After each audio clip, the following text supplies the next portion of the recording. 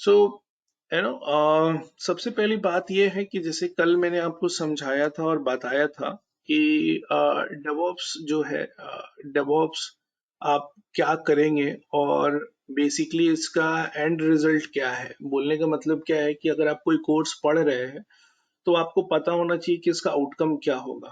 तो late suppose कि आपने डेवॉप्स का कोर्स जो है लगा लिया और आपने डेवॉप्स का कोर्स कंप्लीट किया।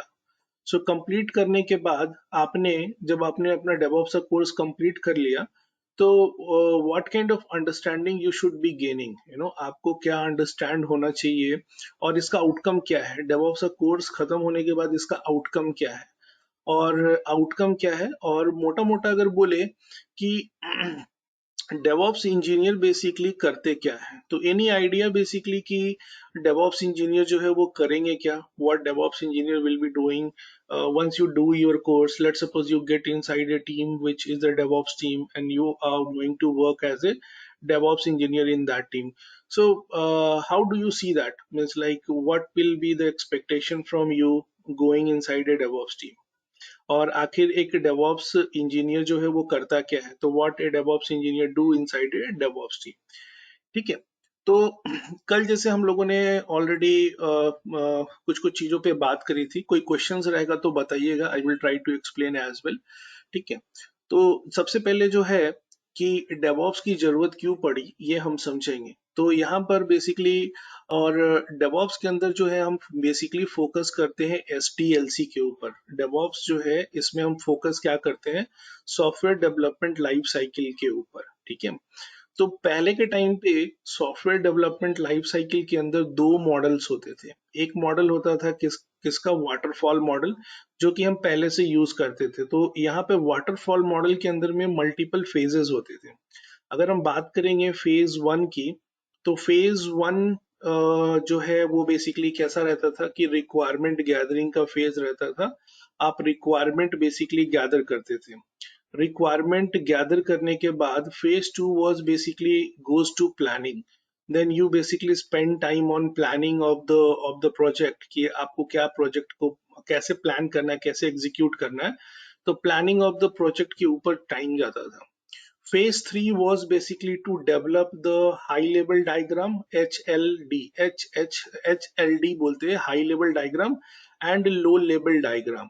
तो लो लेवल डायग्राम और हाई लेवल डायग्राम किसी भी प्रोजेक्ट का एक आर्किटेक्चर होता है। एक हाई लेवल मींस ओवरव्यू, बड़े बड़े कंपोनेंट्स होते हैं, और जो लो लेवल डायग्राम है इसके अंदर में डिटेल्ड में कौन सा कंपोनेंट किससे कनेक्ट कर रहा है, किससे कॉल कर रहा है, ये सारी चीजें हैं। तो ये high level and HLD and low level diagram basically आप बनाते हैं। इसके बाद जो फेज फेज जो है फेज 4 के अंदर में क्या होता था कि फेज 4 के अंदर में आप जो है डेवलपमेंट करना स्टार्ट करते थे। You started basically doing the development. तो जब आप डेवलपमेंट करते थे, when you used to do the development, तो development used to take 6 months of time. तो पहले के टाइम पे डेवलपमेंट करने में, depending upon what you are developing, it was taking more time.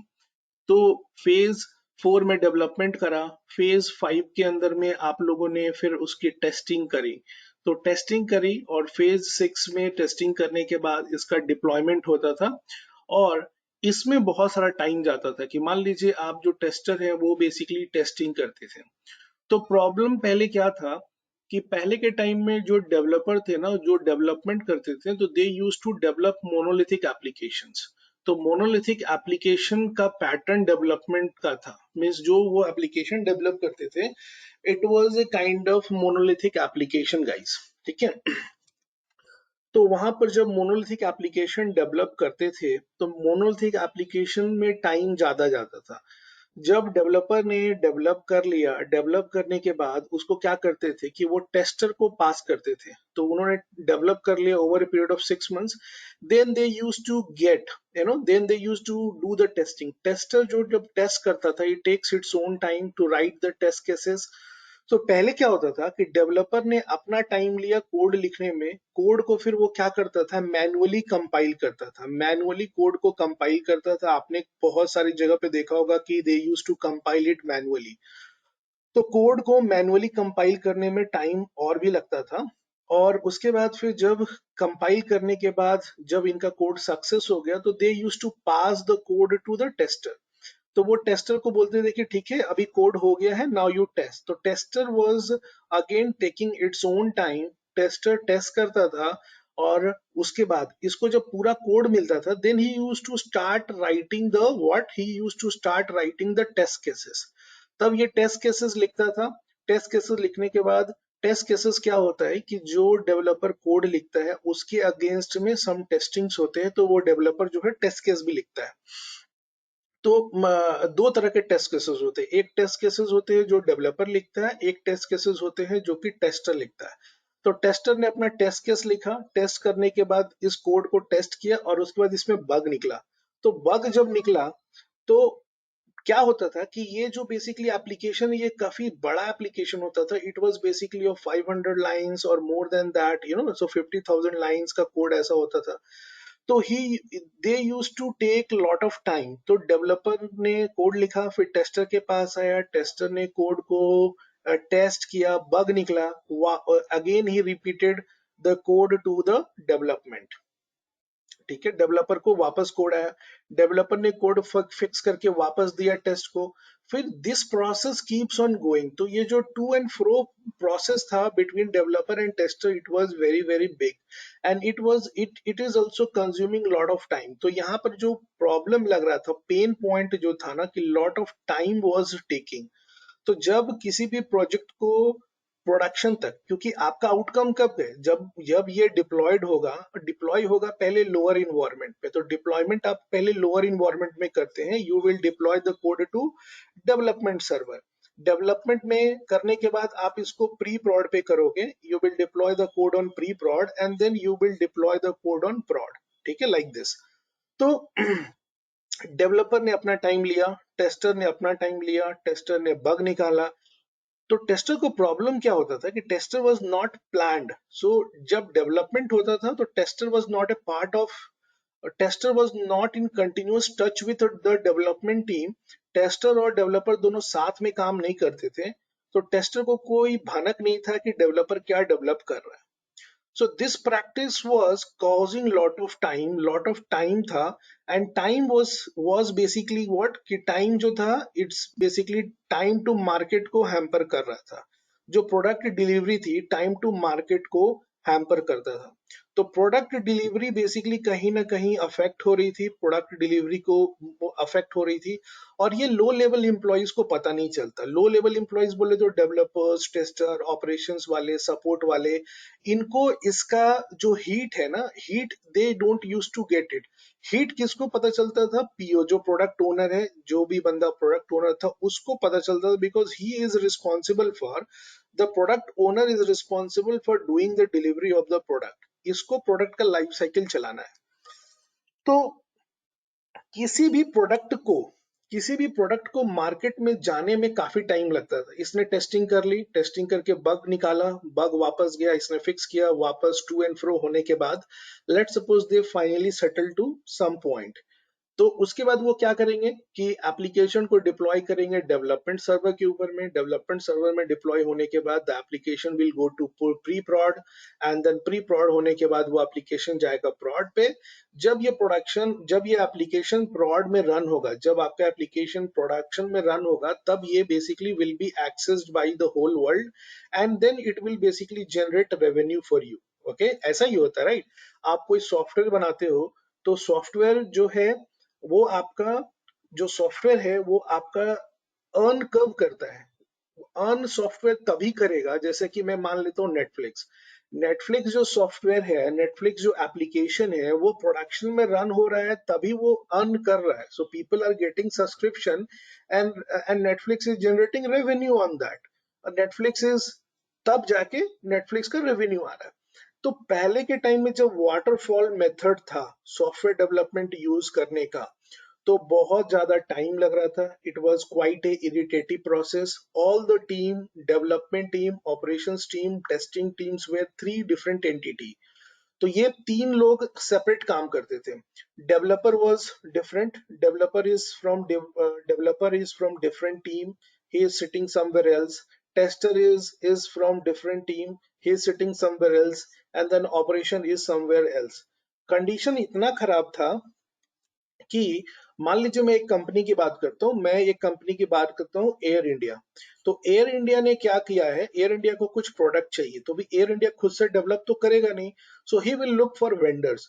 तो इसने जब बिडिंग निकालते हैं, जब प्रोडक्ट की बिडिंग होती है, जब प्रोजेक्ट किसी भी प्रोजेक्ट की बिडिंग होती है और आप देखते हैं कि टीसीएस सारे प्रोजेक्ट लेके जाता है, तो टीसीएस इन्फोसिस ये सब टीसीएस इन्फोसिस विप्रो इन कॉग्निजेंट ये सब लोग क्या करते हैं, मार्केट में जो बड़े बड़े कंपनीज है दे शूट आउट बिडिंग्स, तो वो अपनी बिडिंग निकालते हैं।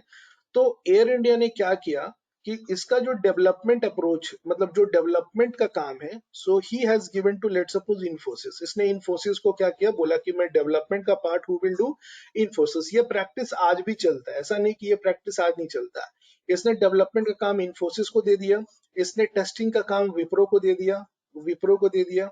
एंड नाउ इसके बाद इसने टेस्ट, इसका ऑपरेशंस का काम है, जो ऑपरेशन डिप्लॉयमेंट का काम है, ये इसने कॉग्निजेंट को दे दिया, सीटीएस को दे दिया।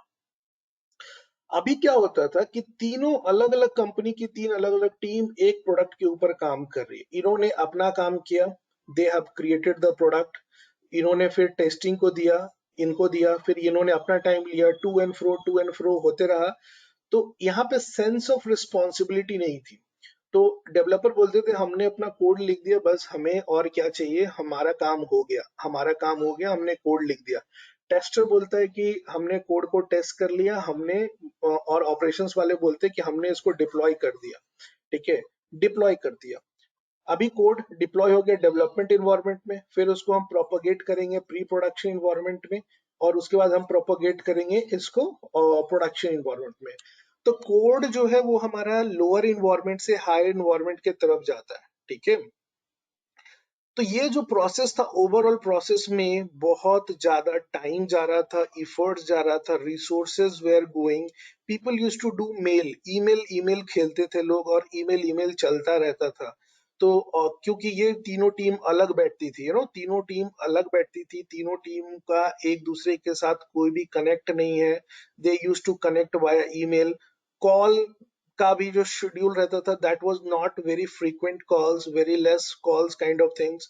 और कॉल भी होता था तो डेवलपर और टेस्टर आपस में कॉल कर लिए और ऑपरेशंस वालों को छोड़ दिया। ठीक है, it was like this. Since everyone was doing there task manually, तो ये एक चीज तो प्रॉब्लम ये था कि तीन अलग अलग टीम थी, तीनों अलग अलग तरीके से काम करती थी, सेंस ऑफ रिस्पॉन्सिबिलिटी किसी के पास नहीं था। किसी ने ये नहीं सोचा कि किसी ने ये नहीं सोचा, टाइम टू मार्केट के बारे में नहीं सोचा, और किसी ने रिस्पॉन्सिबिलिटी नहीं ली प्रोडक्ट को डिलीवर करने की। यहाँ पर रिस्पॉन्सिबिलिटी क्या है, डेवलपर अपना डेवलपमेंट कर रहा है, उसको एक मॉड्यूल का काम मिला, उसने मॉड्यूल लिख दिया, टेस्टर टेस्ट कर रहा है, टेस्टर रेज कर रहा है, केसेस वगैरह वगैरह चल रहा है। ऑपरेशंस में जब डिप्लॉयमेंट हो रहा है, तो क्या हो रहा है कि जब डिप्लॉय हो रही है, जब चीजें डिप्लॉय हो रही है, तो डेवलपर ऑपरेशंस वालों को भी प्रॉब्लम आता है, क्योंकि आप जब एप्लीकेशन पहली बार कोई नया एप्लीकेशन डिप्लॉय करोगे, तो ऐसा तो नहीं है कि जादू हो गया, आपने डिप्लॉय किया फटाक से डिप्लॉय हो गया। तो they use to again face problems कि मान लो कि जो डेवलपमेंट का सर्वर है इसमें जावा 1.8 डला हुआ है, और जो एप्लीकेशन डिजाइन है वो जावा 1.12 में है, 1.12 में है। तो अभी क्या हो गया, इन्वायरमेंट मिसमैच का इशू आ गया। तो they use to communicate each other, they used to blame each other, and it was taking massive time। तो पूरा का पूरा जो गेम था, so everything was related to time to market और प्रोडक्ट डिलीवरी। तो प्रोडक्ट डिलीवरी बहुत massive गंदे तरीके से हैम्पर होती थी। The product was plan to launch, जैसे प्रोडक्ट डिलीवरी के बाद प्रोडक्ट लॉन्च होता है, जब प्रोडक्ट लॉन्च प्लान किया है जनवरी में, तो वो कब डिलीवर हो रहा है, अगले जनवरी में, और it is taking more than that time also. ठीक है, इसका एक एग्जांपल मैं बताऊंगा, जैसे कि आप रियल लाइफ में भी देख लीजिए बीएसएनएल, और रियल लाइफ में बीएसएनएल देख लीजिए, और रियल लाइफ में जियो देख लीजिए। ठीक है, अगर हम दोनों की हिस्ट्री कैलकुलेट करेंगे, बीएसएनएल जो है अभी भी वाटरफॉल मॉडल के तरीके से ही चल रहा है, और जियो जो है वो डिफरेंट अप्रोच यूज कर रहा है। आज आप जियो का ऐप देख रहे हैं, उस ऐप में इंटीग्रेशन देख रहे हैं। क्या बीएसएनएल के पास रिसोर्सेज नहीं है, बीएसएनएल के पास पैसे नहीं है, बीएसएनएल बना नहीं सकती? आज कहीं ना कहीं BSNL is again BSNL was the very big company, but now it is no more. It is about to shut down. क्योंकि over a period of time, if you don't change the way you are working, तो it is going to impact you. बोलने का मतलब है कि अगर समय के हिसाब से आप चेंज नहीं करोगे तो you will be no more. So बहुत सारे एग्जाम्पल्स हमारे रियल लाइफ में, Nokia is one of the example. So आज से 10 साल पहले, 15 साल पहले नोकिया का, there was basically, Nokia and Samsung, they used to be like, leave Samsung. Nokia was like, the king. Now he is not like anything. आज कोई भी नोकिया का मोबाइल नहीं खरीदने में इंटरेस्टेड है. So what happened? तो over a period of time, if you don't change your strategy, तो बहुत सारी कंपनीज ये फॉलो करती थी, ठीक है, बट कुछ कंपनीज ने इसको आइडेंटिफाई किया और they moved to a another process of software development life cycle, जिसको हम बोलते हैं एजाइल. तो बहुत सारे लोगों ने software development life cycle waterfall model को छोड़कर दे केम इनटू एजाइल. जब एजाइल का कॉन्सेप्ट आया, तो एजाइल के कॉन्सेप्ट में क्या बोला जाता है कि एजाइल के कॉन्सेप्ट में ये बोला जाता है कि सबसे पहले कि हम कोई बड़ा एप्लीकेशन नहीं बनाएंगे. We will not be creating monolithic application. हम मोनोलिथिक एप्लीकेशंस नहीं डिजाइन करेंगे. We will be going with another type of application architecture, जिसको हम बोलते हैं माइक्रो सर्विसेज. तो हम अलग तरह के एप्लीकेशन आर्किटेक्चर के ऊपर जाएंगे, जिसको हम बोलते हैं माइक्रो सर्विसेज. ठीक है. अब एजाइल इंप्लीमेंट करना है, सॉफ्टवेयर डेवलप करना है, बट किसके तरीके से? एजाइल तरीके से. ठीक है. तो पहले जो सॉफ्टवेयर डेवलप हो रहा था, सॉफ्टवेयर डेवलप करना तो है, डेवलप करना है, लेकिन एजाइल तरीके से, एजाइल तरीके से डेवलप करना है. अब एजाइल से करना है, तो एजाइल के लिए एजाइल कौन इंप्लीमेंट करेगा? तो DevOps team is the key persons. तो DevOps team is responsible for implementing agile. तो कौन एजाइल इंप्लीमेंट कर सकता है? एजाइल इंप्लीमेंट कर सकते हैं डेवऑप्स टीम के लोग. ठीक है. तो डेवऑप्स टीम के अंदर, जैसे मैंने आपको कल समझाया था और कल बताया था कि 3 तरह के लोग होते. अब ये समझिए कि डेवलपर आपके बाजू में बैठा है, ये आपका क्यूए है, ये आपका ऑपरेशंस वाला है. ठीक है. ये आपका क्यूए है, ये डेवलपर्स है. They use to work together. और किसी भी डेवऑप्स टीम के अंदर 2 पिज्जा रूल के हिसाब से 8 members is more than enough. तो इसमें बेसिकली हम लोग जो फॉलो करते थे, और जो हम लोग जो फॉलो करते थे, 4 डेवलपर हमने लिया है, 2 क्यूए लिए हैं और 2 ऑपरेशंस लिए हैं. And we are going to create micro services. तो हम लोगों ने मोनोलिथिक एप्लीकेशन डेवलपमेंट को डिच कर दिया and we came to a newer way. तो इंडस्ट्री ने over a period of time क्या चेंज देखा है? तो आईटी इंडस्ट्री ने over a period of time जो चेंज देखा है, वो देखा है कि वाटरफॉल से माइग्रेट हो गया है एवरीथिंग टू एजाइल. तो पहले जो काम करने का तरीका था, जो सॉफ्टवेयर डेवलपमेंट करने का तरीका था, was waterfall, but now it's agile. पहले जो हम आर्किटेक्चर यूज करते थे, सॉफ्टवेयर बनाने का आर्किटेक्चर जो था, पहले था monolithic applications. monolithic application, now it is microservices. So there is a trend in the way development. ठीक है.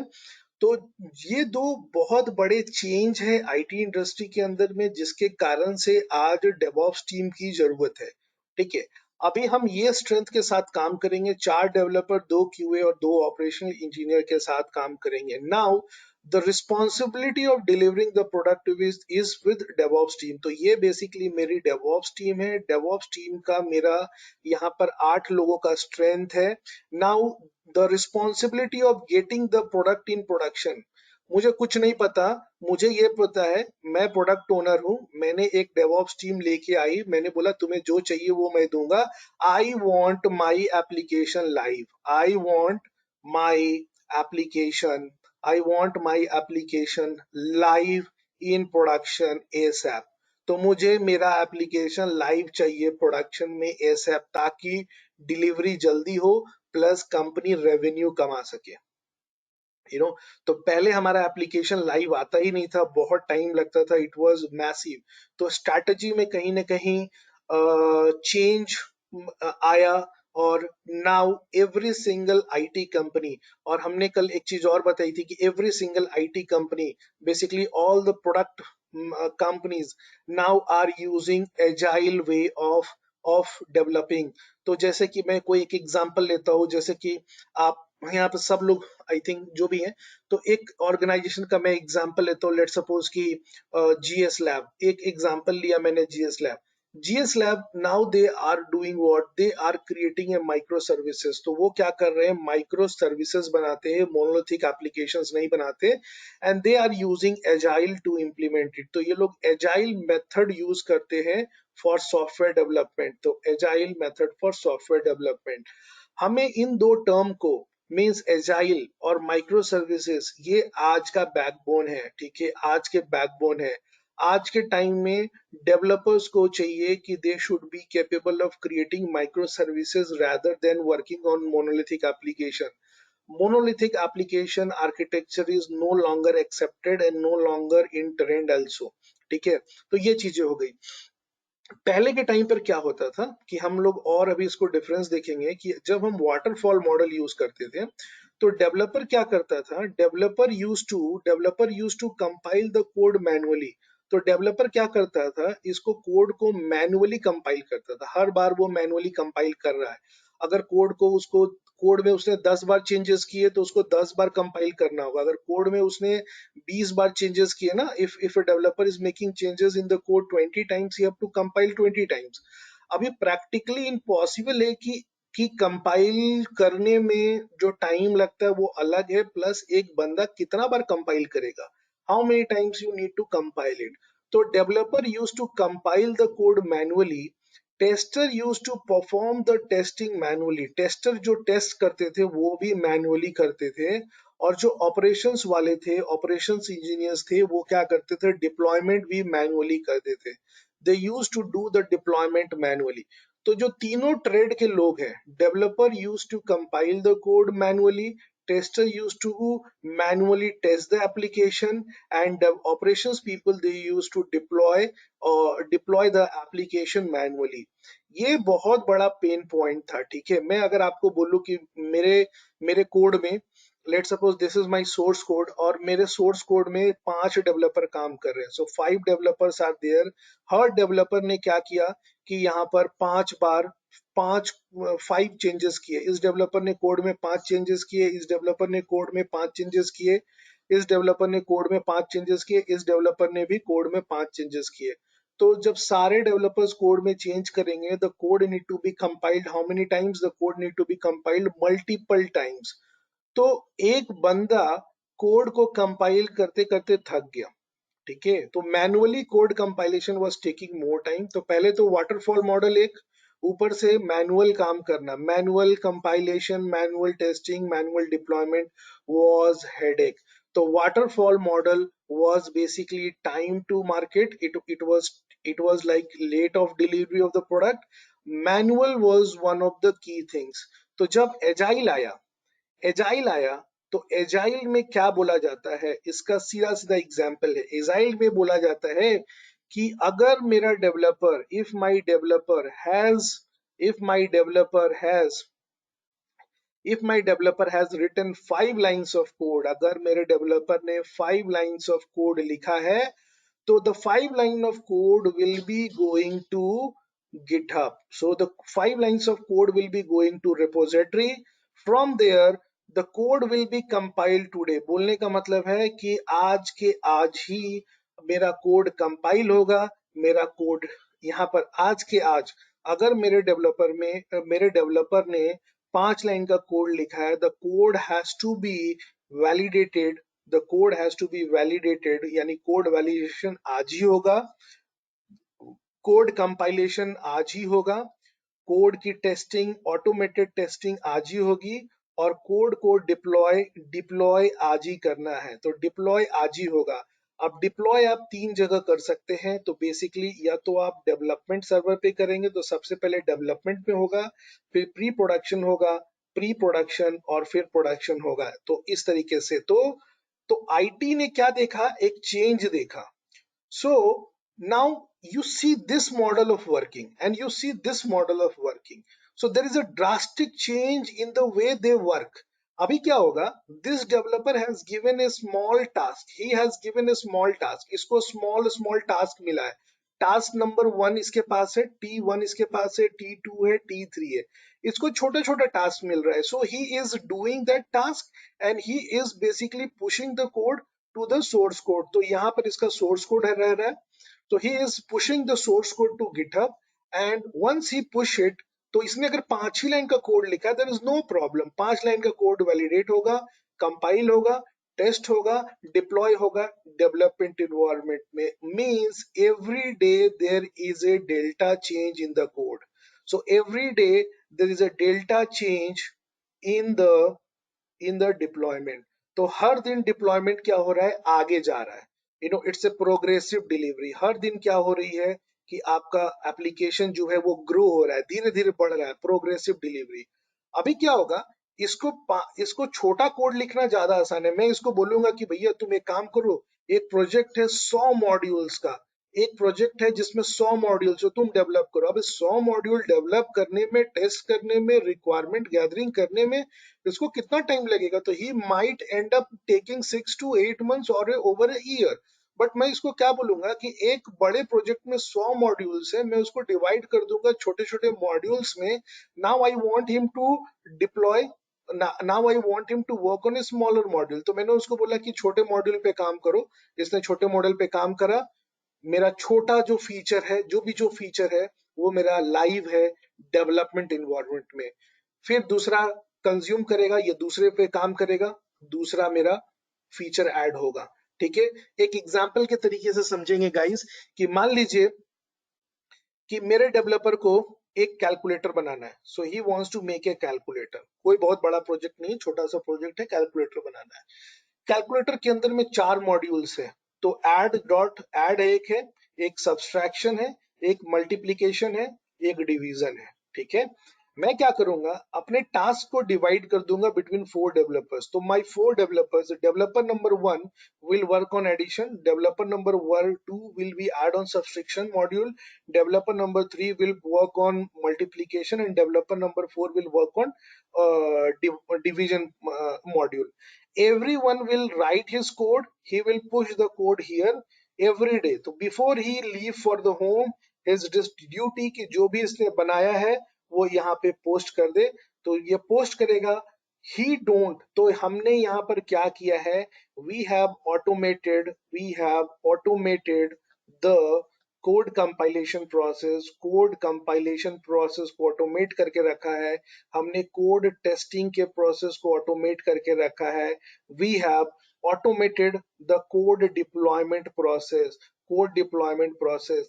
तो पहले के टाइम में और अभी के टाइम में, the way IT used to work previously and the way IT used to work now, there is a lot of change. Okay, आज डिफरेंस है. दिस इज, तो डेवॉप्स के अंदर में एक ही चीज है. डेवॉप्स हम क्यों करते हैं, इट्स नॉट ए ऑपरेशन. ये डेवॉप्स किसी को, डेवॉप्स का जो मेन मूल मंत्र है ये समझिए. डेवॉप्स इसलिए लाया गया, डेवॉप्स इसलिए लाया गया कि पहले सॉफ्टवेयर, तो जो पहले लिख रहे हैं, हिंदी में लिख दे रहे हैं कि पहले सॉफ्टवेयर की डिलीवरी में टाइम लगता था, सॉफ्टवेयर की डिलीवरी में टाइम लगता था, विच वाज अनएक्सपेक्टेबल. तो अभी सॉफ्टवेयर को जल्दी से जल्दी प्रोडक्शन में कैसे लेके जाए, तो सॉफ्टवेयर को जल्दी से जल्दी प्रोडक्शन में कैसे लेके जाए, जल्दी से जल्दी प्रोडक्शन में कैसे लेके जाए, इसी प्रोसेस को हम बेसिकली क्या बोलते हैं, डेवऑप्स बोलते हैं. तो डेवऑप्स इसलिए लाया गया, डेवऑप्स आने की जरूरत यही है, तो डेवऑप्स लोग बोलते हैं कि DevOps is a combination of operational developer and operation. तो वो बोलते हैं क्या, कहीं पे भी आप देखेंगे, जब मैंने सबसे पहली बार मेरे लाइफ में आज से 5 साल पहले मैंने डेवऑप्स का डेफिनेशन देखा था, तो मैंने वहां पे देखा था क्या लिखते हैं कि डेवलपर प्लस ऑपरेशंस. तो दोनों एक साथ काम करते हैं, दोनों एक साथ तो काम करते हैं, बट अचीव क्या करते हैं. हर जगह अगर डिफरेंस डेफिनेशन पढ़ोगे ना कि व्हाट इज डेवऑप्स, तो हर जगह जो आपको डेफिनेशन मिलेगा कि दोनों साथ में काम करते हैं. चलिए गूगल चलते हैं और एक डेवऑप्स का डेफिनेशन ढूंढने की कोशिश करते हैं कि व्हाट इज डेवऑप्स. तो जो डेवऑप्स अगर हम करते हैं तो यहाँ पे क्या बोलता है कि डेवऑप्स क्या बोलता है अकॉर्डिंग टू अमेजोन, हम और आप नहीं बोलते। ये बोलता क्या है कि DevOps is a combination of culture, philosophy, practices, and tool that increases the organization ability to deliver application and services at high velocity। यानी जल्दी से जल्दी फटाफट जल्दी से जल्दी फटाफट जो है एप्लीकेशन डिलीवर कर पाए। ठीक है, इवॉल्विंग इम्प्रूविंग प्रोडक्ट फास्टर, ये वो। तो ये काफी हाई फाई लैंग्वेज में लिखा है। मैं मेरे सिंपल लैंग्वेज में आपको बताने की कोशिश कर रहा हूँ कि मैं आपको एकदम सिंपल लैंग्वेज में बताने की कोशिश कर रहा हूँ कि डेवऑप्स क्यों लेके आया गया। डेवऑप्स इसलिए आया गया कि जल्दी से जल्दी हम अपना प्रोडक्ट को मार्केट तक पहुंचा पाए। देखिए, हमारे पास मीन्स ऑफ ट्रांसपोर्ट है। मैं हूं पूना में और मुझे जाना है दिल्ली। मेरे पास मीन्स ऑफ ट्रांसपोर्ट है। मेरे पास मीन्स ऑफ ट्रांसपोर्ट है कार, मेरे पास मीन्स ऑफ ट्रांसपोर्ट है ट्रेन, मेरे पास मीन्स ऑफ ट्रांसपोर्ट है फ्लाइट, मेरे पास मीन्स ऑफ ट्रांसपोर्ट है और क्या है, कोई और ऑप्शन नहीं है, तीन ही ऑप्शन है, राइट। तो मेरे पास फ्लाइट ऑप्शन है। अब अगर मुझे जल्दी से जल्दी जाना है तो मुझे कौन से तरीके से जाना होगा? मुझे जल्दी से जल्दी जाना है तो मुझे फ्लाइट यूज करना पड़ेगा। So if I want to deliver ASAP तो मुझे एक ऑटोमेटेड तरीके का यूज करना पड़ेगा, which take less time and in more convenient manner. आज जो है फ्लाइट पे आप जाते हैं तो 2 घंटे या 1 घंटे, 1.5 आवर में you will reach to Delhi. तो मोर कन्वीनियंट है आपके लिए, प्लस लेसर प्राइसिंग और बेटर एक्सपीरियंस आपको मिलता है। तो DevOps is what it is doing, it is bringing better experiences to organization, it is making the deliveries fast.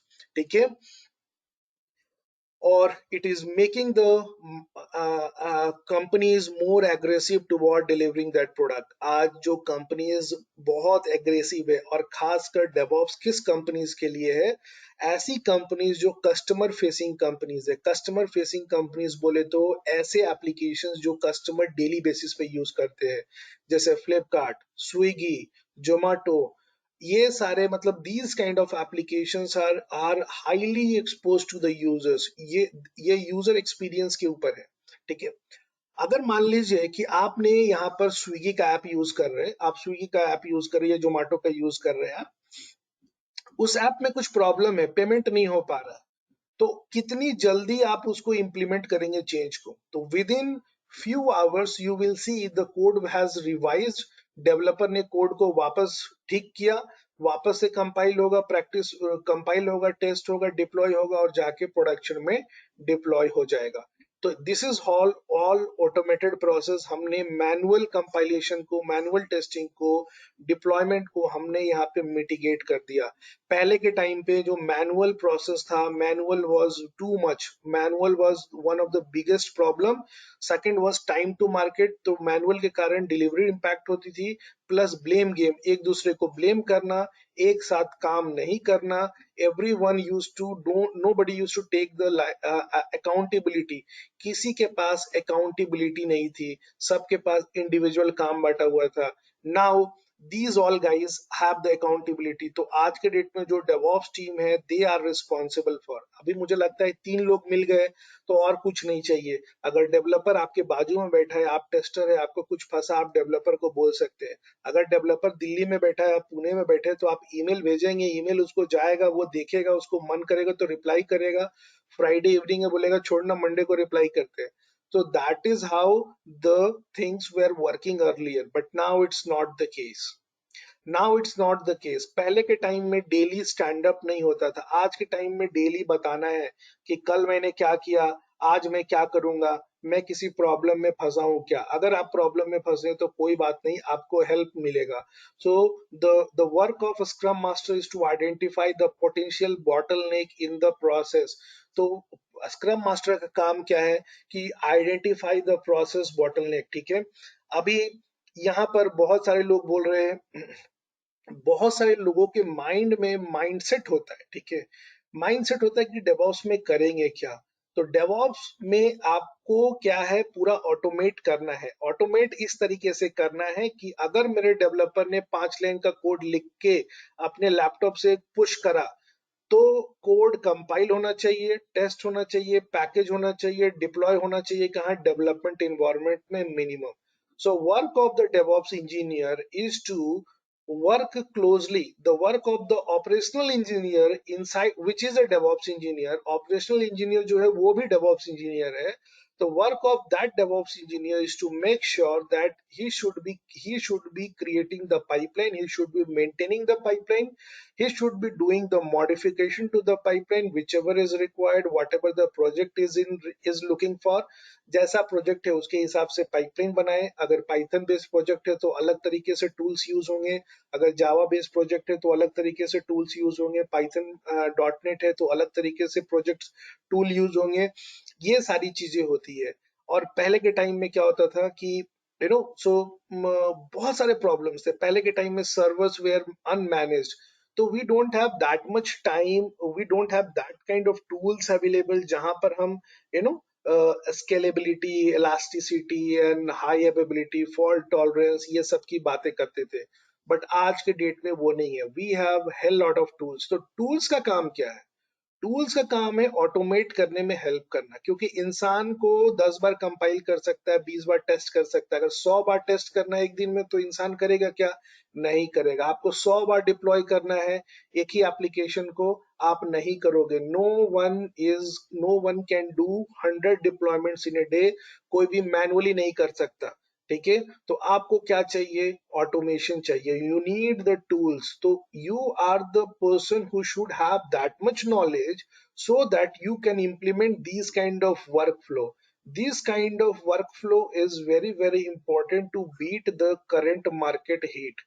तो आज जो मार्केट है ना, customers are basically hungry. Customers are basically hungry for features. तो जैसे कि कल भी मैंने एक एग्जांपल दिखाया था कि if you go to Flipkart, so if you go to Flipkart, अब मैं यहाँ पर वेट कर रहा हूँ, मैं यहाँ पे वेट कर रहा हूँ कि कब एसबीआई क्रेडिट कार्ड पे ऑफर आएगा कि मैं एसबीआई से शॉपिंग करूंगा. होता है ना?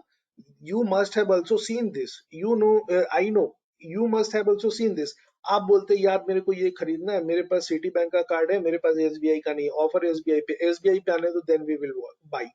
तो who is going to bring offer? तो every day they are very agile. कुछ भी प्रॉब्लम होगा, they will change the code. Code में चेंज करेंगे तभी दिख रहा है. ये सारी चीजें हैं ना, ये सब जो आ रहे हैं हर दिन कोड में चेंज है. क्या आपको फ्लिपकार्ट का वेबसाइट हर दिन सेम दिखता है? डू यू सी, और how often you see the change? Lot of time, right? आप हर बार देखते हैं कि चेंज होता है. तो दीज आर द थिंग्स. आप देखते हैं फेसबुक देखते हैं कि कल किसी यूआई अलग तरीके था, आज अलग तरीके है. तो we are experiencing the change, we are experiencing the better. हम देख रहे हैं कि एप्लीकेशन बेटर से बेटर होते जा रहा है. But we basically don't care how this is happening. कैसे यहाँ पर, या ना, कि कैसे यहाँ पर क्रेडिट कार्ड का ऑप्शन चेंज हो रहा है, कैसे यहाँ पे कुछ और ऑप्शन चेंज हो रहे हैं. That is what the my concern is. ठीक है. सो क्वेश्चंस प्लीज. यहाँ तक कुछ समझ में आया तो क्वेश्चंस पूछिए. अपना अपना एक्सपीरियंस कुछ है तो वो बताइए. राइट. सत्यम, सो एक वो था that is DevOps a better and upgraded version of Agile? Because हमारे organisation, I'll talk about all scripts, वहाँ पर you have Scrum meetings and everything जो डेवलपमेंट के साइड से रहता है. Then but still the software delivery, it happens in the phase of एक version release होता है after maybe a month or 2 months. ठीक है. And then they release the MSIs, the MSPs, and वो फिर हम जाके manually deploy मतलब जो भी QA टीम होती है वो करती है. फिर वो सॉफ्टवेयर को जनरल अवेलेबिलिटी करती है उसकी. फिर वो हमारे पास ऑपरेशंस के पास आता है. फिर हमारी रिकमेंडेशंस के बाद वो क्लाइंट के dev environment, test environment, production में जाता है, और या फिर हम लोग अपने इंटरनल सर्विस पे डालते हैं. राइट. तो even that process is, I believe, agile. But it's not मुझे वही full कंफ्यूजन fledged. था. It's not full fledged. It's not full right. fledged. It's not full fledged. It's a partial. क्योंकि कैसा है कि अभी पूरा का पूरा प्रोसेस चेंज कर देना is literally tough because you have lot of people who are working with certain mindset, तो कभी भी ऐसा नहीं होगा कि एक ही बार ड्रास्टिक चेंज आएगा. Companies are acquiring the culture, companies और चेंजेस होने के लिए टाइम लगता है. तो अगर अगर वो ट्रू एजाइल फॉलो करते, तो ट्रू एजाइल फॉलो करते इसका मतलब है कि if the developer has written the code, if he has done writing his code, once he will pushes the changes from his local laptop, the code should compile automatically, test should automatically happen. आपने बोला QA manually test करते हैं. So everything has to be integrated in a streamline pipe. इनको ये क्या करते हैं? So इस पाइपलाइन के अंदर सबको क्या करना है? इंटीग्रेट करना है. एक बार अगर आप इंटीग्रेट कर दो तो ये जाके फिर क्या करेगा? ये आपको डिप्लॉय करेगा डेवलपमेंट में. तो ये डायरेक्टली डिप्लॉयमेंट तक यहाँ तक होना चाहिए. अब यहाँ पर जब आपका एप्लीकेशन डिप्लॉय हो गया, तब फिर आप इसको डिसाइड कीजिए कि आपको इसको लेके जाना है प्री प्रोडक्शन में कि नहीं लेके जाना है, कि प्रोडक्शन में लेके जाना है. So like this it happens. तो डेवऑप्स जो है टूल्स की पढ़ाई नहीं है. डेवऑप्स एक समझ है कि अगर हम डेवऑप्स लगा रहे हैं तो क्या है, क्योंकि देखिए सबका अपना अपना अंडरस्टैंडिंग है. कोई किसी तरीके से समझाता है, कोई किसी तरीके से समझाता है. बट मैं आपको प्रैक्टिकली समझा रहा हूँ कि आखिर अगर हम एक ऑर्गेनाइजेशन डेवऑप्स यूज कर रहे हैं तो क्यों यूज कर रहा है. भाई क्या प्रॉब्लम थी पुराने तरीके में, क्या प्रॉब्लम था कि आज हम कूद गए एजाइल एजाइल हल्ला कर रहे हैं और माइक्रो सर्विसेज कर रहे हैं. हम लोग सब लोग बोल रहे हैं कि नहीं हम ये टूल यूज करेंगे, वो टूल यूज करेंगे. सो पहले के तरीके में क्या था? मैनुअल. आज जो है कस्टमर का डिमांड जाता है. अगर हम ये मैनुअल अप्रोच करेंगे तो मेरे को मेरा प्रोडक्ट जो है वो 2 साल पे मिलेगा. But if you follow agile we will able to get the project. आपने कभी देखा है स्कूल में कोई बच्चा अगर पूरा होमवर्क नहीं करता है तो वो एटलीस्ट 1-2 पेज कर लेता है. आपने देखा है, राइट? तो 1-2 पेज जब वो कर लेता है तो एटलीस्ट ही कैन शो कि देखो मैंने इतना किया है, maybe I don't have the time और आई हैड सम इशू, मैंने पूरा नहीं कर पाया. लेकिन एक वो बंदा है कि जो कि पूरा होमवर्क नहीं करता, ठीक है. वो बेसिकली यहाँ पर वो प्रॉब्लम है कि एजाइल में आपका हर वीक में आपको कुछ न कुछ दिखाने के लिए रहेगा. That you are adding a feature, again small feature, again all feature. जैसे कि मान लीजिए वीक 1 में मेरे पास एक ही डेवलपर है, तो वीक 1 में इसने एडिशन का कोड डाल दिया तो मेरे डेवलपमेंट एनवायरनमेंट में एडिशन फीचर आ गया. वीक 2 में इसने सब्सट्रैक्शन का मॉड्यूल डाला तो मेरे पास एडिशन प्लस मेरा जो एप्लीकेशन है वो अब एडिशन भी कर सकता है और सब्सट्रैक्शन कर सकता है. 2 और फीचर डालने हैं तो वो ये डाला, ये फीचर, ये डाला, फिर ये फीचर अवेलेबल हुआ, ये डाला, ये फीचर अवेलेबल हो गया. जब आपके पास ये पूरा एप्लीकेशन अवेलेबल हो गया, अब आप इसको यहाँ से उठा के यहाँ डिप्लॉय करवा दो. तो प्री प्रोड में आपका इधर डिप्लॉय हो गया, फिर इधर टेस्टिंग और करवाना है, कस्टमर से टेस्टिंग करवा के प्रोडक्शन में डिप्लॉय करना. तो जब प्रोडक्शन में डिप्लॉय करवा देंगे तो फिर क्या होगा कि कस्टमर उसको एक्सेस कर सकेगा. राइट. तो pipelines have to be engaged अगर वो डेवऑप्स है. मतलब एक ऑन प्रेम सॉल्यूशन पे डेवऑप्स पॉसिबल है या फिर क्लाउड सॉल्यूशन, मतलब एक आपका जीसीपी हो या एज्योर हो, ओरेकल क्लाउड, एडब्ल्यूएस, कोई भी सॉल्यूशन हो वो लगेगा ही लगेगा. नहीं, ऐसा कुछ नहीं है. आप ऑन प्रेमिस कर सकते हैं बट आपको डिसाइड करना है कि आपका एप्लीकेशन रन कहाँ होना है. So it's all about strategy कि आपका एप्लीकेशन कैसा है. अब आपको यहाँ पे ये समझना होगा कि आपका एप्लीकेशन कैसा है और कि आपका एप्लीकेशन कैसा है, आप कौन सा एप्लीकेशन बना रहे हैं. ठीक है, आपका एप्लीकेशन कैसा है, आप कौन सा एप्लीकेशन बना रहे हैं, वो कहाँ पे डिप्लॉयमेंट कहाँ करना चाहते हैं. तो एप्लीकेशन को डिप्लॉय करने के लिए क्या आप उसको विंडोज पे डिप्लॉय करना चाहते हैं, विंडोज सर्वर के ऊपर डिप्लॉय करना चाहते हैं, या फिर आपको अपना एप्लीकेशन लिनक्स सर्वर के ऊपर डिप्लॉय करना है, लिनक्स सर्वर के ऊपर डिप्लॉय करना है. अगर आपका कोई जावा बेस्ड एप्लीकेशन है, हेलो डॉट जावा अगर कोई एप्लीकेशन है, तो आप उसको विंडोज के ऊपर डिप्लॉय कर दीजिए. अगर कोई आपको लिनक्स के ऊपर डिप्लॉय कर दीजिए. अगर कोई आपका विंडोज का एप्लीकेशन है तो विंडोज का तो मुझे ज्यादा नहीं पता. अगर कोई विंडोज का एप्लीकेशन है जो कि डॉटनेट में होता है, तो डॉटनेट में कोई एप्लीकेशन है, अगर आपको इसको डिप्लॉय करना है तो विंडोज पे आप IIS सर्वर डाल के उसके ऊपर डिप्लॉय कीजिए. तो आपको तो पहले समझना होगा कि what is the nature of my application. मेरा एप्लीकेशन कैसा होना चाहिए. मेरा एप्लीकेशन ऐसा होना चाहिए कि स्केलेबल होना चाहिए कि अगर मेरा एप्लीकेशन डिप्लॉयड है और अभी मेरा एप्लीकेशन एक सर्वर के ऊपर डिप्लॉयड है। तो हैव अ लुक हियर, बहुत ज्यादा गैप हो जाता है स्टूडेंट्स के बीच में। तो मेरे पास एक सर्वर है IBM H23 ब्लेड सर्वर, मेरे पास एक ब्लेड सर्वर है। ब्लेड सर्वर के ऊपर में मैंने डाला हुआ है लिनक्स ओएस, मैंने लिनक्स ओएस डाला है। लिनक्स ओएस के ऊपर में मेरे पास है जावा 1.8। अब मैं इसके ऊपर एक एप्लीकेशन डिप्लॉय करना चाहता हूँ, तो मैंने एक लिखा है एप्लीकेशन हेलो सत्यम डॉट जावा। सत्यम डॉट जावा को जब मैं कंपाइल करता हूँ, तो सत्यम डॉट जावा को जब मैं कंपाइल करता हूँ तो मुझे मिलता है क्या, सत्यम डॉट क्लास फाइल, सत्यम डॉट क्लास मिलेगा। और जब मैं इसको पैकेज करूंगा, when you do a package, तो बाय डिफॉल्ट इसका पैकेजिंग जो होगा वो वार में होगा, सॉरी जार में होगा। तो सत्यम डॉट जार मिला। अभी मैं इस सत्यम डॉट जार को इस सर्वर के ऊपर डिप्लॉय किया, तो ये हो गया मैनुअल डिप्लॉयमेंट। अब आप इसके ऊपर इसको जार को रन कर दोगे, ठीक है, ये आपका एप्लीकेशन रन हो। अब आपको ये डिसाइड करना है कि ये जो सर्वर है, I want this server to be inside a data center, I want this application, I want this server to be inside the cloud. ये तो अब आपको डिसाइड करना है। ये हो गया डेटा सेंटर, ये हो गया क्लाउड, क्लाउड में भी सर्वर है, डेटा सेंटर में भी सर्वर है। अब आप बताओ आपको डिप्लॉय कहाँ कराना है, ठीक है। अब उसके बाद भी बहुत सारी चीजें हैं कि जैसे कि ये सर्वर तो सेम रहेगा, यहाँ पे भी क्लाउड में भी हमको एक सर्वर मिल गया 1.8, और यहाँ पर हमको मिल गया, मैंने अपना एप्लीकेशन रन कर दिया। तो क्लाउड में भी है मेरा एप्लीकेशन रन हो सकता है, मेरा एप्लीकेशन सर्वर में भी रन हो सकता है, डेटा सेंटर में भी रन हो सकता है। डिपेंड करता है कि कंपनी किस तरह की है। बैंक्स है तो डेफिनेटली वो, अगर बैंक्स है तो वो प्राइवेट क्लाउड यानी डेटा सेंटर के ऊपर जाते हैं, वो इनको फोकस करते हैं।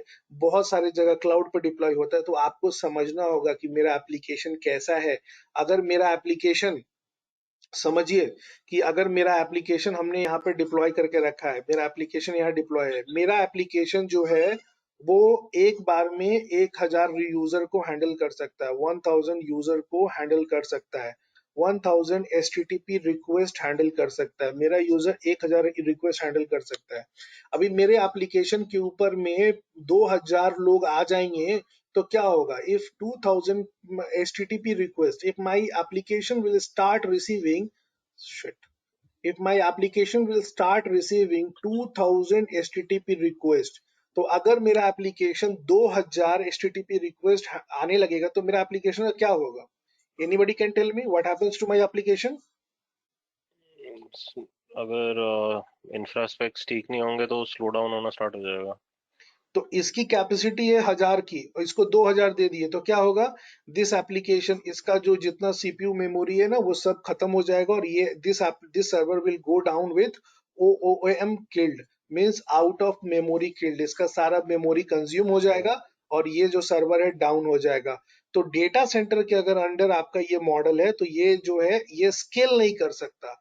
लेकिन अगर आप क्लाउड में है तो अगर लोड ज्यादा हो रहा है तो you can add a new server, yes, so you can have auto scaling features enabled so that a new server will come into picture। तो जैसे ही ये सर्वर का 80% यूटिलाइजेशन होगा, यानी इस सर्वर का रिक्वेस्ट 800 रिक्वेस्ट होगा, 801 रिक्वेस्ट इसको मिलेगा, the cloud will automatically create a new server with the same configuration and the extra load will be shared। So 2000 request आएगा तो 1000 इसके ऊपर जाएगा, 1000 इसके ऊपर जाएगा। This is the benefit that you can get in cloud, but in data centre you can not have this benefit. तो right. बहुत या हाँ सर, सॉरी टू इंटरप्ट। ये actually this part I understood. The thing is that जैसे हमारे अभी जो architecture है, स्पेशली आई थिंक जो IIS और विंडोज का सेटअप है ना, दैट इज व्हाट हमारा ऑर्गेनाइजेशन यूजेस। सो अभी तक what they have been using is WCF services होती हैं, तो उसके ऊपर हमारा कोड रहता है और उसकी सर्विसेज यूज होती हैं थ्रू IIS। बट अभी जो हमारा ऑर्गेनाइजेशन नया पास का एक सॉल्यूशन बना रहा है, तो उसमें they are not using that, they are using like you said micro services जो API कॉल्स होते हैं, यस यस वहां पर rest only that part will be used. तो मैं यस वही सोच रहा हूँ कि अगर हम डेवऑप्स की बात करें और नॉर्मल एजाइल जो आई थिंक जो इनिशियल एजाइल की बात करें, तो यही कहीं डिफरेंस तो नहीं है? Like am I wrong in thinking out like this कि आपका एक IaaS का जो सोल्यूशन है, इंफ्रास्ट्रक्चर एज अ सर्विस, जहाँ आप एक सर्वर का बॉक्स डाल रहे हो, उस पर आप एप्लीकेशन, उस पर IIS डाल रहे हो, मतलब एक कोई भी वेब सर्वर सेटअप कर रहे हो और उसके ऊपर आप एप्लीकेशन होस्ट कर रहे हो, वो WCF हो या कोई भी ये हो, दोनों अलग अलग और चीजें उसके साथ हैं, ये दोनों अलग अलग चीजें हैं। ठीक है, मैं आपको एक चीज बता देता हूँ, आज ही फर्स्ट डे में विंडोज से जितना दूर रहोगे उतना अच्छा रहेगा। ठीक है, मैं आपको एक लाइन में सिंपल सा बता देता हूँ, stay away from Windows server and Windows admin. ठीक है, your life will be happy. ठीक है, मोर देन हैप्पी। मेरा पूरा एक्सपीरियंस ही विंडोज का है। हाँ नहीं, मैं बता, क्योंकि हो सकता है आप मेरे से पहले राइट नहीं मिले हैं, मैं आपको बता देता हूँ। राइट। हाँ, अच्छा। यहाँ यहाँ पर जो ट्रू डेवऑप्स है, जो मार्केट में चल रहा है, जो अच्छी कंपनीज फॉलो कर रही हैं, that I am going to tell you. ठीक है, मैं आपको वो बताऊंगा। विंडोज जो है, डिपेंड करता है कि अब आपका एप्लीकेशन जो है वो एक लिमिटेड लोग एक्सेस करते हैं। तो लिमिटेड एक्सेस करते हैं मतलब कि पूरे 2 साल में भी 500 लोग ही एक्सेस करते हैं, इससे ज्यादा नहीं है। सो इफ सम, क्योंकि अगर आपका एप्लीकेशन पब्लिक फेसिंग है, अगर जनता एप्लीकेशन है, तो फ्लिपकार्ट में कभी कोई डिसाइड नहीं कर सकता कितना ट्रैफिक आएगा। नेटफ्लिक्स पे आप डिसाइड कर सकते हैं कि कितना ट्रैफिक आएगा। तो you need to have your system auto scale. तो आप अपना एप्लीकेशन ऐसे डिप्लॉय करेंगे कि लोड बढ़े तो सिस्टम स्केल हो। ठीक है, तो हम बेसिकली विंडोज को, मुझे कोई नॉलेज नहीं है, I am very weak in and I am very poor in Windows. तो मुझे विंडोज का ज्यादा नहीं पता है। I am from Linux background, तो मैं आपको लिनक्स के हिसाब से और जो करंट में चलता है उसके हिसाब से मैं आपको पढ़ाऊंगा, बताऊंगा। ठीक है, like this it will go. ठीक है, और आपको जो है ना ऑर्गेनाइजेशन में पकड़ के नहीं रखना है, I am telling you. So you need to move out. आपको ये भी देखना है कि what is happening in different side of organization. आपकी कंपनी में अच्छा है, कोई भी कंपनी का प्रोडक्ट लेके ना पकड़ के बैठे। आप टेक्नोलॉजी सीखिए, टेक्नोलॉजी सीखेंगे तो हर जगह जॉब मिलेगी। किसी भी कंपनी का इंटरनल आर्किटेक्चर, मैं जैसे कि किसी भी कंपनी के इंटरनल आर्किटेक्चर में नहीं फंसता, क्योंकि क्या होता है, बहुत सारे बैंकिंग कंपनीज में क्या होता है ना, उनके पास उनका कस्टम टूल होता है जो सिर्फ उसी जगह यूज होता है और बाहर में कहीं यूज नहीं होता है। अगर आपने अपने कैरियर का 2-3 साल उसको दे दिया, and if you get stuck in that, तो आप जो है बाहर में जो टेक्नोलॉजीज है उसको मिस आउट करोगे। राइट। नहीं sir, अगर ये IIS का जैसे विंडोज के लिए है, लिनक्स का आप लेते हैं तो अपाचे टॉमकैट का है। यस, मेरे यहाँ, उसमें भी हमारे यहाँ तो विंडोज ही यूज होता है हॉस्पिटल के लिए। उसमें भी बट उसमें भी हाँ। डिपेंड करता है कि आप लिनक्स में जार बनाते हैं कि वॉर बनाते हैं। अगर वॉर बनाते हैं तो वॉर में मतलब कि जावा बेस्ड में, अगर आपके एप्लीकेशन में प्रेजेंटेशन लेयर है, आपके एप्लीकेशन में प्रेजेंटेशन लेयर है, तो वॉर बनाइए और इसको अपाचे टॉमकैट के ऊपर डिप्लॉय कीजिए। अगर जार है तो टॉमकैट के ऊपर डिप्लॉय करने की लिए जरूरत नहीं है, जार को आप लिनक्स के ऊपर डिप्लॉय कर सकते हैं। तो डिपेंडिंग अपॉन अगेन आपका एप्लीकेशन में प्रेजेंटेशन लेयर है कि नहीं है। प्रेजेंटेशन लेयर बोले तो ब्राउजर पे दिखना है कि नहीं दिखना है। राइट। ओके, तो मतलब वो जो आपका CI/CD का पाइपलाइन रहता है, हम्म। उसमें आपका VM आना जरूरी नहीं है। You can just have containers करके आप कर सकते हैं डिप्लॉय। उसके ऊपर आप ये अपनी सर्विसेज डाल सकते हैं एंड हम्म। डायरेक्टली उससे ब्राउज कर सकते हैं। प्रॉपर हम्म। आपको ऐसे वर्चुअल मशीन एक डिप्लॉय करना और उसके अंदर आपको नहीं नहीं चीजें नहीं इंस्टॉल करना नहीं और वो सब नहीं नहीं नहीं नहीं नहीं, आजकल वो सब सिस्टम आउट हो गया है। Now you don't need to have a है। Virtual machines. So the era of virtual machine is no more, the era of virtual machine is gone. Okay, तो पहले के टाइम पे कुछ और होता था, आज के टाइम पे टोटली डिफरेंट है। ठीक है, so will talk about these right things, या तो will talk about these things. जैसे कि मैं आपको एक छोटा सा एग्जांपल दिखा देता हूँ और समझा देता हूँ। इस चीज को बहुत ध्यान से देखिएगा। ठीक है, आपके पास कैसा है कि यहाँ पर आपके पास आपका एक सिस्टम है, आपका ये लैपटॉप है। तो समझिए कि आप पहले लैपटॉप के आर्किटेक्चर से चलिए। पहले तो दूर का छोड़ दीजिए, लैपटॉप में ये आपका लैपटॉप है। लैपटॉप के अंदर क्या होता है, आपका मदरबोर्ड होता है। मदरबोर्ड के बाद आपके लैपटॉप के ऊपर क्या डला हुआ है, विंडोज ओएस डला हुआ है। Sorry, the diagram is wrong.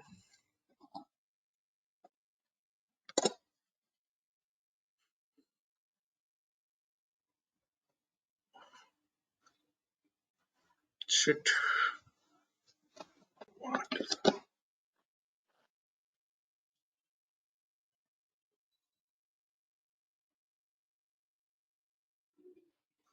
ये आपका लैपटॉप है।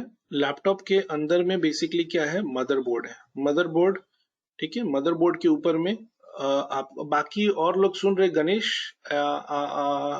Any doubt, anything, if you want to tell anything, Manish. I'm fine with that. Okay, so आपका ये लैपटॉप है, लैपटॉप के ऊपर में बेसिकली क्या होता है, आपका मदरबोर्ड होता है। मदरबोर्ड जो है, मदरबोर्ड आप सब लोगों ने देखा ही होगा। मदरबोर्ड के ऊपर में क्या है, आपका विंडोज ओएस है, विंडोज ऑपरेटिंग सिस्टम है, उसके ऊपर डालते हैं। विंडोज ऑपरेटिंग सिस्टम के ऊपर में आप क्या इंस्टॉल करते हो, इसके ऊपर आप जावा भी इंस्टॉल कर सकते हो, इसके ऊपर आप डॉट नेट भी इंस्टॉल कर सकते हो, जो भी आपका मन है वो इंस्टॉल कर लो और उसके हिसाब से एप्लीकेशन रन करो। कोई जावा का एप्लीकेशन रन करना है वो भी चलेगा, डॉट नेट का करना है वो भी चलेगा। ये एक लैपटॉप की बात है। अगर मुझे इसके बाद थोड़ा सा एक और इवैल्यूएशन आया है कि इसी लैपटॉप के ऊपर आप क्या कर सकते हैं कि विंडोज ओएस के ऊपर में आप विंडोज ओएस के ऊपर में आप डाल सकते हैं क्या, VMware वर्क स्टेशन। तो VMware वर्क स्टेशन जब आप डालोगे, VMware वर्क स्टेशन अगर आप डालते हो तो this VMware workstation virtualization software allow you to create multiple virtual machine or your local system। ठीक है, अब आप कर सकते हो कि ये जो वर्चुअल मशीन बनाया आपने विंडोज ओएस का बनाया, ये जो वर्चुअल मशीन बनाया ये आपने लिनक्स ओएस का बनाया, ये जो वर्चुअल मशीन ओएस बनाया ये आपने उबुंटू का बनाया। अब आप इसके अंदर एप्लीकेशन रन कर सकते हो। तो ये एक आर्किटेक्चर होता है। इसके बाद हम थोड़ा सा इंटरप्राइज लेवल आर्किटेक्चर पे आएंगे। इंटरप्राइज लेवल आर्किटेक्चर में क्या होता है कि बहुत जगह पर एक हार्डवेयर एक एप्लीकेशन रन होता है, one hardware one application, one H1A combination चलता है कि ये आपका ब्लेड सर्वर रहेगा, IBM H23 blade server. Blade server के ऊपर में आप डालते हो लिनक्स ओएस, लिनक्स ओएस के ऊपर में आपने डाला है Java 1.8 and you are running a Java based application. तो आपने एक जावा एप्लीकेशन बनाया है, वो रन कर रहे हैं, सत्यम डॉट जार आप यहाँ पे रन करें। अगर आपने पाइथन रन करना है तो पाइथन डाल दीजिए 3.6 और पाइथन का एप्लीकेशन रन कीजिए। लेकिन ये जो आर्किटेक्चर है इसमें कॉस्टिंग बहुत ज्यादा है, क्योंकि ये सर्वर जो है 5 अलग अलग एप्लीकेशन को डिप्लॉय कर सकता है। This application can deploy this application can deploy multiple this server can deploy multiple application. तो पहले के टाइम में क्या होता था कि लोगों के पास वर्चुअलाइजेशन नहीं था, जिसके कारण से they cannot create more number of virtual machine. ठीक है, तो वर्चुअलाइजेशन जब सॉफ्टवेयर नहीं था तब, तो जब वर्चुअलाइजेशन आया तो क्या हुआ कि you will have the same hardware, you gonna have the same hardware, आपके पास हार्डवेयर सेम रहता है। आपने इसके ऊपर लिनक्स ओएस डाला, लिनक्स ओएस डाला, ओएस के ऊपर आपने डाला VMware ESXi, VMware ESXi software. ये जो VMware ये वर्क स्टेशन जो ये लैपटॉप वर्जन है, और जो ESXi 6 है ये आपका इंटरप्राइज वर्जन है। तो ये कंपनीज के अंदर में जो आपको वर्चुअल मशीन्स मिलते हैं ना, this is what the virtual machines like this. तो ये आपने जो कंपनीज में वर्चुअल मशीन को एक्सेस करते हो, या फिर एक रिमोट सर्वर, या फिर किसको क्या बोलते हैं, एक तरह का आर्ट, मतलब किसी भी रिमोट सर्वर को आप एक्सेस करते हो, तो that is basically these are the virtual machines. now the era of this virtual machine is gone। okay, now अभी के टाइम पे क्या चल रहा है, so you need to have containers in place। so you are going to run ABM23, you should have a Linux OS, and this VMware workstation has been replaced by Docker engine। so Docker engine से इसको replace कर दिया गया, and now this Docker engine is allowing you to create containers, and there is a huge difference between virtual machines and containers। तो as of now आज के date में developers are creating microservices and running their microservices inside a container। तो microservices are running inside container। ठीक है, now इसके बाद जैसे जैसे इंडस्ट्री आगे जा रही है और भी इवोल्यूशंस आ रहे हैं। अभी अभी आपके पास सेम मशीन है, ठीक है, नाउ लिनक्स का नया वर्जन आया, so Linux 8 came into picture. Linux 8 has inbuilt capability of concept called Podman. तो पॉडमैन का कॉन्सेप्ट है, and this Podman allow you to have the container directly on the operating system. You are removing one more layer of abstraction. so this containers will provide you better availability and durability. This container will provide you more efficiency. Why? Because there are 3 layers over here, there are 2 layers. The container has to negotiate only with 2 layers. Here the container has to negotiate with the 3 layers for everything, you know. So this is what is going, and इसके बाद फिर serverless का concept है। उसके बाद फिर और भी बहुत सारे कॉन्सेप्ट्स हैं, तो जो कि आपके ओवरऑल अभी जो सिस्टम चल रहा है, जो अभी डिमांड है, जो प्रैक्टिसेस फॉलो हो रही हैं, तो अभी तो फिलहाल कंटेनर्स के अंदर आपके एप्लीकेशंस रन हो रहे हैं। Okay, so that is how it is. थोड़ा समझने में टाइम लगेगा, बहुत सारी चीजें पढ़ना और समझना पड़ेगा to come to the requirement. अभी फिलहाल के रिक्वायरमेंट के हिसाब से मुझे लगता है कि बहुत सारी चीजें आपको समझनी जाननी पड़ेगी। सर एक सवाल था। Come again. I have one question. Yes please. So like when we are using containers, हाँ, तो ये लिनक्स बेस्ड प्लेटफॉर्म है, तो इसमें लिनक्स बेस्ड ही कंटेनर्स ही चलेंगे ना, विंडोज के लिए फिर वर्चुअल मशीन लगेगी? नहीं। So containers can be Linux containers can be a Windows container. You can run your .NET application inside a container also. That is pretty No, possible. but Don't so will it run inside a Linux operating system?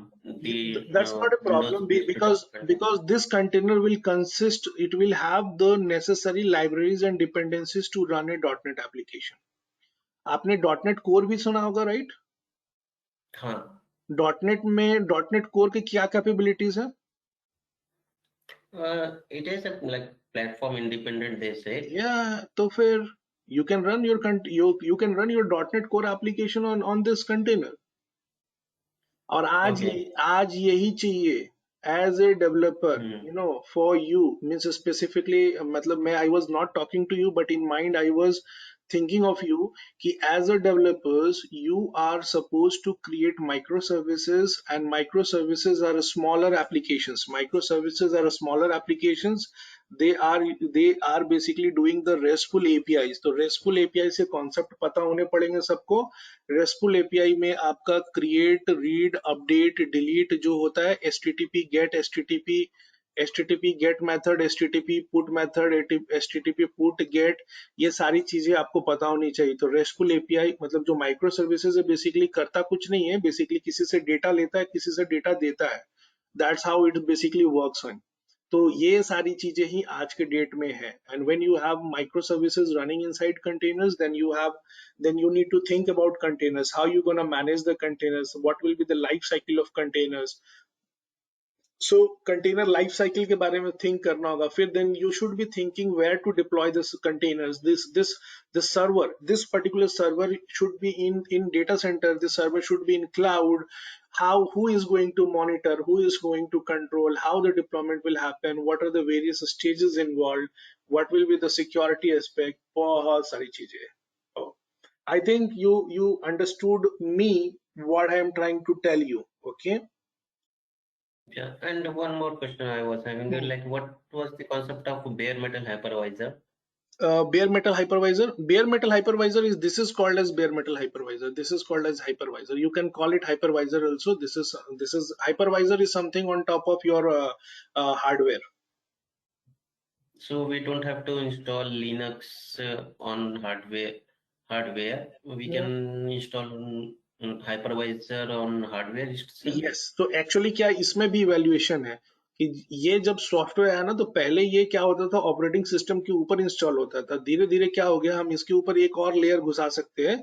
But कैसा है कि फिर जनता को समझना भी चाहिए ना, means अपन बता तो देंगे, लेकिन क्या है ना, बहुत लोगों को समझना भी चाहिए। मैं सच बता रहा हूँ, लोगों को बिल्कुल बेसिक भी नहीं पता होता है। I am telling you very Frank, ठीक है। लोग यहाँ पे SSH का पोर्ट नंबर नहीं बता सकते, या फिर HTTP 200 नहीं बता सकते। बहुत सारे जनता ऐसी है कि HTTP 200, HTTP 403 क्या है ये नहीं बता सकते। उतना छोड़ दो, HTTP का फुल फॉर्म नहीं बता सकते। तो बेसिकली कैसा है कि मैं आपको नहीं बोल रहा, अगर आपको नहीं आता है तो फिर आपको भी बोल रहा हूँ, बात ये भी है।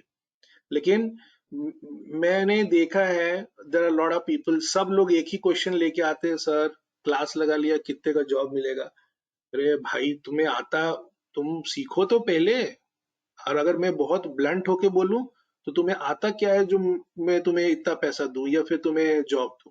पहले proof your self with the knowledge, with the skill set. आज कंपनी जो मांग रही है वो दीजिए और जॉब लीजिए। क्यों नहीं मिल रहा है? बहुत पैसे मिलेंगे आपको, आप सीखिए। तो basically this is for people who don't have any plans, they don't want to upgrade themselves. तो देखिए हर चीज का directly it's IT world, it's a competitive world. अगर हम नहीं सीखेंगे तो we will be literally back, पीछे हो जाएंगे। तो आपका जो क्वेश्चन है कि हाइपरवाइजर का क्वेश्चन है, तो पहले जो था ना, यहाँ पर हम एक लेयर और डाल सकते हैं कि पहले का जो सॉफ्टवेयर था, जैसे ये VMware ESXi अभी वर्जन 6 चल रहा है जो कि लेटेस्ट है, ठीक है, 6.2 6.3। लेकिन जब ये पहले आया था ना, तो ये पहले ऑपरेटिंग सिस्टम के ऊपर इंस्टॉल होता था, उसके बाद ये डायरेक्टली इंस्टॉल होने लगा हार्डवेयर के ऊपर। तो हार्डवेयर के ऊपर आप डायरेक्टली हाइपरवाइजर इंस्टॉल कर दो, उसके ऊपर वर्चुअल मशीन बना लो, इससे ज्यादा और कुछ नहीं। Okay, so Okay. good. Okay, so nice talking to Manish and Manish. Okay, so Manish J and Manish G. So nice talking to you guys. Okay, I hope I should do some value addition to your skill sets. Okay, one thing is very sure, I can make the things very clear कि क्या होता है, ठीक है, it should not be mingled one, ठीक है। और अभी हमारा बैच जैसे पूरा फॉर्म नहीं हुआ, वी आर टू तो फिर it's a big course, okay. और इसमें कंटिन्यूअस इफर्ट्स चाहिए, तो if you are ready to take continuous efforts, आपको पूरा मेहनत लगानी पड़ेगी, पूरा जोर लगाना पड़ेगा, because I can tell everything जो मुझे पता है, बट आपके तरफ से interest, questions has to be, because class होगा, कोई क्वेश्चन नहीं पूछेगा तो मेरे लिए भी मोनोटोनस हो जाता है, राइट? तो I also expect from you guys to have questions, interactive questions. Do share your thoughts as well, but as a trainer I will guide you very genuine जो current है। और मनीष जी, मैं मतलब आपका भी अच्छा खासा एक्सपीरियंस है, but means are you using MS Build and all for are you using MS Build? What do you mean MS Build? Like for building the .NET applications? Yes, for building the .NET applications. No, I think we are using TeamCity, so I think that is uses No, NAND build or something. But So नहीं, दोनों चीज अलग हो गई। Team city आपका compilation का काम करता है, but during the compilation who will provide the libraries and dependency? तो MS Build will help you to compile the code. who will do the process? Yes, तो TeamCity is going to do the process. तो आप bank में काम करते होंगे 100% sure, because TeamCity bank ही afford कर सकती है, बाकी और कोई अफोर्ड नहीं करता है। ओपन, yeah, हाँ, वो बैंक में ही करते हैं, और उसमें सपोर्ट रहता है टीम सिटी की तरफ से। तो बेसिकली कैसा होता है कि मैंने जहां जहां काम किया है, तो मैंने हमेशा ओपन सोर्स प्रोडक्ट पे काम करा है। तो ओपन सोर्स प्रोडक्ट, हाँ, ओपन सोर्स प्रोडक्ट में क्या होता है, सपोर्ट नहीं होता, ठीक है। But anyways that's good, means you means whatever I know, I and whatever is there as a part of course curriculum from us will definitely help you to learn that. yeah, and I have used Azure DevOps also in my previous organization. So, Hmm. but I haven't used that YAML part in Azure DevOps. I just Okay.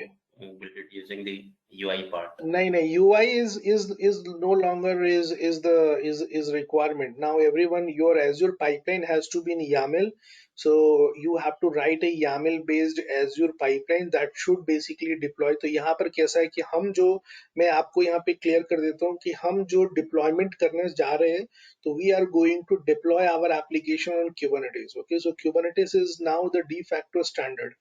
Everyone is going to go to Kubernetes slowly or gradually. So some people are massively doing it.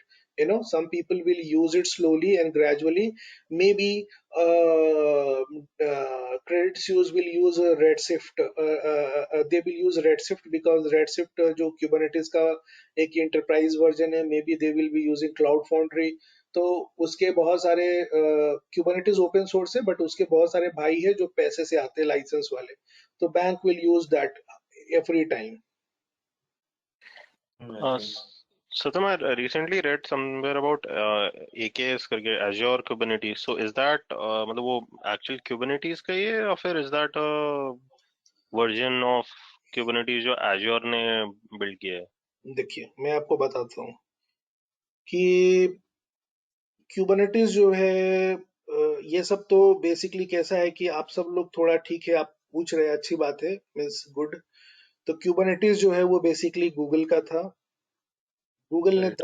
10 साल use करके Google ने donate कर दिया CNCF को। CNCF अच्छा। Basically cloud native cloud foundation है। ये run कौन करता है? ये दो लोग रन करते हैं, रेड हैट और गूगल मिलके दोनों ये लोग मैनेज करते हैं CNCF को। CNCF की ओके। डायरेक्टर एक इंडियन लेडी है, बहुत अच्छी बात है, CNCF की डायरेक्टर है। अभी क्यूबरनेटिस ओपन सोर्स है, तो क्यूबरनेटिस का कोड जो है वो गिटहब पे पड़ा हुआ है। आप यहाँ पे जाइए और गिटहब पे जाके क्यूबरनेटिस ले लीजिए, KUBERNETs, क्यूबरनेटिस ले लीजिए। इस कोड को आप ले लीजिए। This is the open source code. यही असली कोड है क्यूबरनेटिस का। ये जो कोड है, इसी कोड को इसी कोड को जो यहाँ पर मैंने आपको दिखाया, गिटहब क्यूबरनेटिस जो कोड है, इसी को एम AWS वालों ने लिया है, उसको मॉडिफाई करके AWS EKS बनाया है। इसी कोड को एज्यूर वालों ने लिया हुआ है और एज्यूर वालों ने इसको AKS बनाया, एज्यूर क्यूबरनेटिस सर्विस बनाया है। इसी कोड को ओके। गूगल वालों ने लिया है, इसी को गूगल क्यूबरनेटिस इंजन बनाया है। सारे लोग यहीं से लेते हैं, आप भी कोड को ले सकते हैं। और क्यूबरनेटिस जो है वो गो लैंग्वेज में लिखा हुआ है। अगर आप गो डेवलपर हैं और आप कुछ फीचर ऐड करना चाहते हैं तो आप यहाँ से कोड को ले लीजिए, यहाँ पर रिक्वेस्ट सबमिट कर दीजिए, वो लोग वेरीफाई करेंगे। यहाँ पे लिखा हुआ अभी क्यूबरनेटिस का जो लेटेस्ट वर्जन है 1.2.3 है। और यहाँ पर जो क्यूबरनेटिस का अगर आप देखेंगे तो क्यूबरनेटिस 96.7% गो लैंग्वेज में बना हुआ है, 2.9 सेल में है, पावर सेल 0.2 है, डॉकर फाइल 0.1% है, मेक फाइल 0.1 है, पाइथन 0% है। समझ में आ गई बात? इतने इतने सारे लोगों ने कंट्रीब्यूट किया है। तो this is a open source project Kubernetes, and you can also contribute to this. आप अपना क्यूबरनेटिस बना सकते हैं, कोड लीजिए, मॉडिफाई कीजिए, नाम वाम चेंज कीजिए।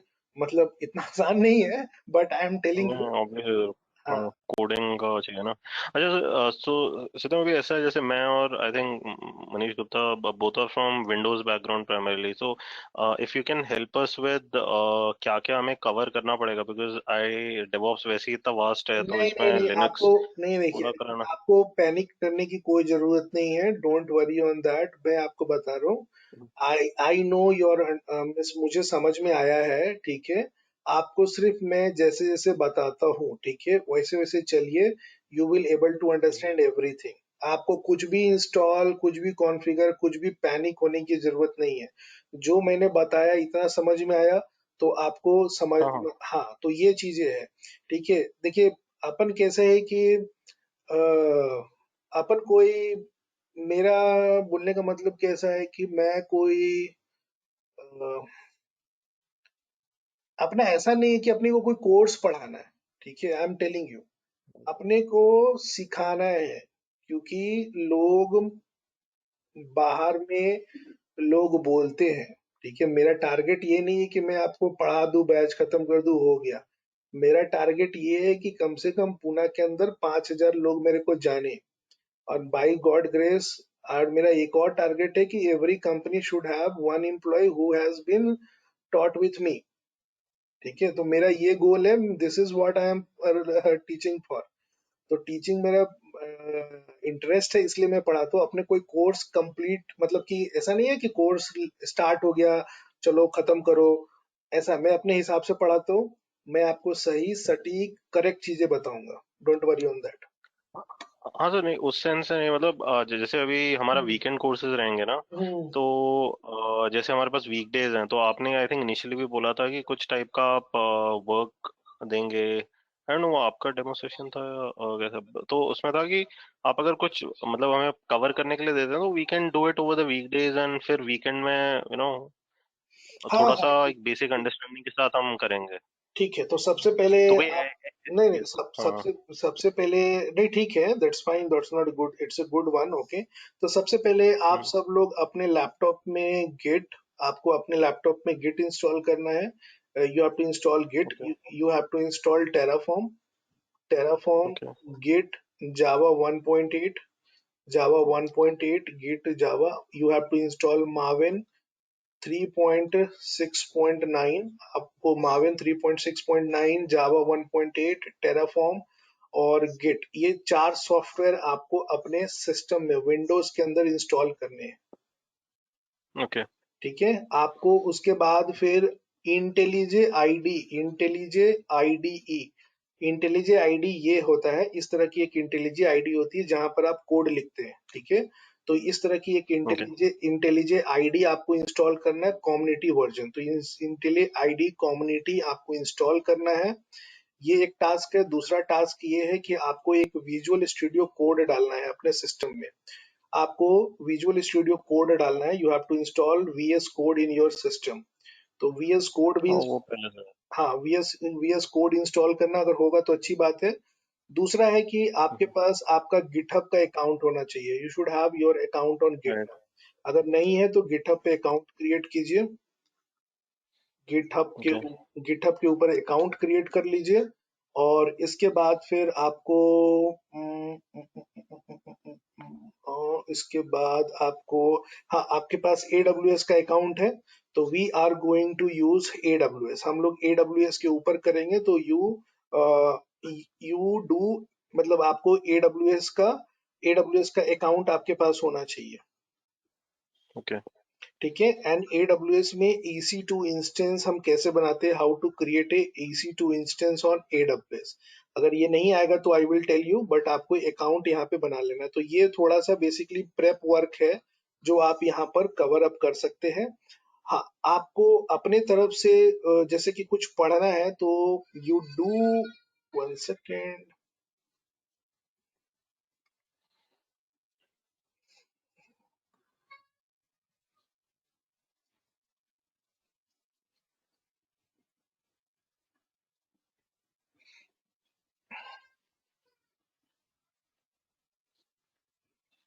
ओके। सो यहाँ पर जो मैं आपको टूल्स के नाम दे रहा हूँ, ठीक है, the name of the tools that I am giving, ठीक है। तो अगर मतलब ठीक है, आप सब लोग थोड़े से मतलब मतलब ये बेसिकली फ्रेशर्स के लिए रहता है, नहीं कोई बात, फ्रेशर्स नहीं, वो मैं छोड़ दे रहा हूँ। हाँ, तो यहाँ पे जो मैं आपको टूल्स के नाम दे रहा हूँ, इन टूल्स का बेसिक फंक्शनैलिटी क्या होता है, बेसिक फंक्शनैलिटी बोले तो आप इसको पढ़ के क्या समझ सकते हैं, तो we will discuss this on the upcoming class, कि आप जो मैं यहाँ पे टूल आपको दे रहा हूँ, इसको आप क्या इससे फिगर इट आउट कर सकते हैं। तो जैसे कि आपने गूगल में डाल दिया गिट, गिट आया, तो गिट को फिगर इट आउट करने की कोशिश कीजिए कि क्या है, गिटहब है, तो ये काम आप कर सकते हैं अभी फिलहाल। इसके बाद अपन तो मैं आपको ये लिस्ट ऑफ टूल्स दूंगा and we will be in constant touch over the chat. तो जो भी अपडेट होगा आप चैट पे डालिएगा, तो we will be basically communicating there after.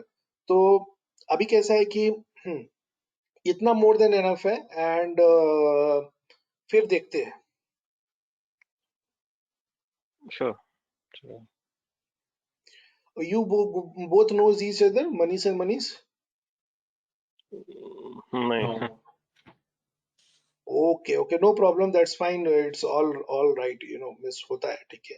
So basically कैसा है कि हम अपना खुद का माइक्रो सर्विस बनाएंगे, we will create our own micro service, we will not copy any code from anywhere, we will see how to work from developer perspective.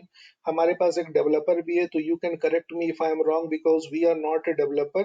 तो हम लोग डेवॉप्स बैकग्राउंड से हैं, हम लोग डेवॉप्स करते हैं, but we are not a developer, but being working with developers we learn how to do the basic steps. So we'll teach, means whoever is joining my class, so we'll teach how the things look from developer end, okay, and how the things will look from the operation end as well. ठीक है, हाँ सत्यम, मेरा एक input था। हाँ बोलिए।